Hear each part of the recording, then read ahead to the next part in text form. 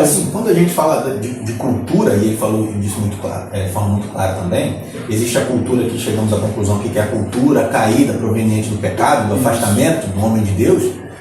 Todos nós estamos inseridos, de certa forma, em uma sociedade que produz cultura, e a gente tem que entender cultura como toda forma de expressão, todas as ações e a forma de enxergar o mundo, né, que caracterizam e identificam os grupos.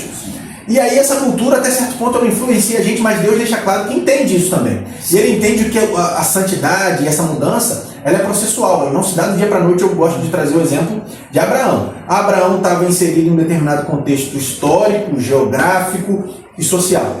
Nesse contexto, acreditava-se que era extremamente necessário, e de fato até certo ponto era, a concepção de um filho.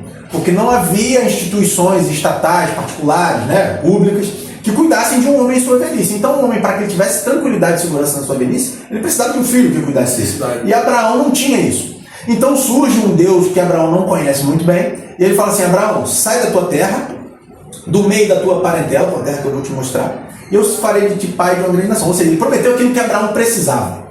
E Abraão saiu, ao que parece, muito atrás dessa promessa, sem entender muito quem era esse Deus, e sem confiar muito nesse Deus. Verdade. Porque parece que no primeiro problema ele resolveu recorrer a uma mentira e não foi conversar com Deus. Quando ele chega no Egito, vocês conhecem bem a história, não vou pregar a história de Abraão. Ele disse que Sara era sua mulher, apesar de ser sua irmã, apesar de ser meia verdade, mas ele recorreu ao que era mais fácil. Ele não foi atrás de uma orientação daquele que chamou ele lá da sua terra. Então parece que Abraão não tinha muito entendimento, não tinha muita fé e segurança em Deus. Ele queria promessa.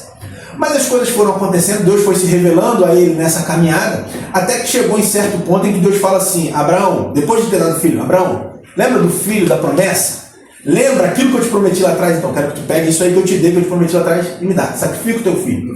Então nós temos aqui Deus falando assim: eu quero ver se agora você se relaciona comigo pautado na sua necessidade ou pautado no conhecimento de quem eu sou. E aí ele resolveu entregar aquilo que era a sua necessidade, porque ele sabia que Deus tinha poder e que Deus o amava e cuidava dele durante todo esse processo que ele tinha passado. Então Deus às vezes entende que nós estamos inseridos em determinados contextos e pensamos a partir desse contexto, e Deus nos chama mesmo conhecendo essas nossas limitações, mas ele entende também que no processo ele vai se revelando, a gente é capaz de aprender com ele. Então às vezes também a gente que tem essa necessidade, essa busca, essa vocação de buscar mais de Deus, de ensinar, a gente tem que ter também esse entendimento de que o outro vai passar pelo processo no tempo dele.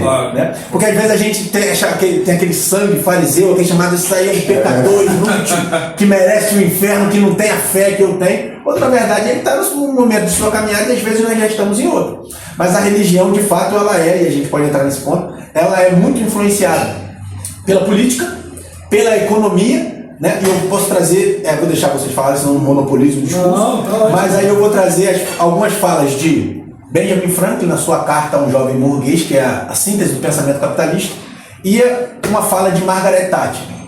A carta de Benjamin Franklin a um jovem capitalista, ela tem algumas frases que moldam o pensamento e o nosso pensamento capitalista, que é a famosa frase: tempo é dinheiro, dinheiro gera dinheiro, e obtenha o máximo que puder e mantenha tudo aquilo que obtiver. Isso está na nossa mente de tal forma que às vezes a gente não consegue nem ter consciência. Por exemplo, talvez se os apóstolos tivessem esse pensamento, quando eles receberam todos os bens dos convertidos, eles falaram: poxa, vamos pegar esse dinheiro aqui, vamos investir, vamos construir algo que vai trazer uma rentabilidade maior para a gente, para a igreja, para que a gente consiga se manter e ser um povo próspero que vai mostrar para todo mundo que os cristãos são prósperos porque Deus está orientando o nosso comportamento. Esse é um discurso da igreja de hoje, de uma igreja no contexto capitalista.